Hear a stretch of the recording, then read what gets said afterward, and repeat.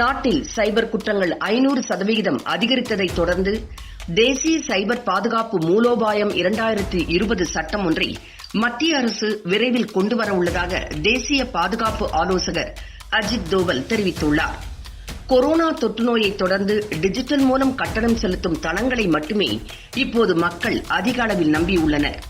இந்நிலையில் இதை சைபர் குற்றவாளிகள் பயன்படுத்தி மோச வேலைகளில் ஈடுபடும் சம்பவங்கள் தற்போது எப்போதும் இல்லாத வகையில் அதிகரித்துள்ளன.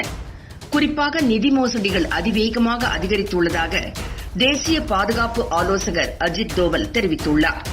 குறைந்த அளவிலான விழிப்புணர்வு மற்றும் மோசமான இணைய சுகாதாரம் காரணமாக இணைய குற்றங்களின் எண்ணிக்கை 500% வரை அதிகரித்துள்ளதாக அவர் கூறினார். இதுபோன்ற மோசடிகள் மற்றும் சைபர் குற்றங்களை அறவே ஒழிக்கும் வகையில் பாதுகாப்பான சைபர் ஸ்பேஸை வடிவமைக்கும் தேசிய சைபர் பாதுகாப்பு மூலோபாயம் 2020 மத்திய அரசு கொண்டுவர உள்ளதாக அஜித் தோவல் கூறினார். சைபர் பாதுகாப்பு குறித்த இந்த கருத்தை அவர் 13வது cyber security of international conference 2020 மாநாட்டில் வழங்கினார்.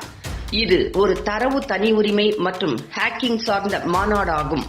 கேரள காவல்துறை மற்றும் சைபர் ஸ்பேஸ் மற்றும் தகவல் பாதுகாப்பு ஆராய்ச்சி சங்கம் இணைந்து இந்த மாநாட்டை நடத்தியது.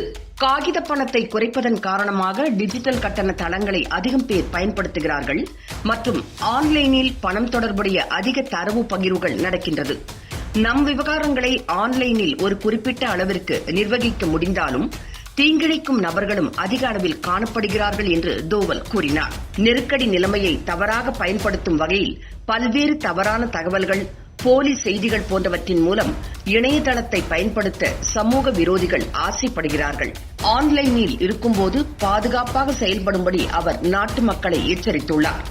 இணையத்தை பயன்படுத்தும் போது ஒரு பொறுப்பான அணுகுமுறை இருக்க வேண்டும் என்றும் அவர் தெரிவித்தார்.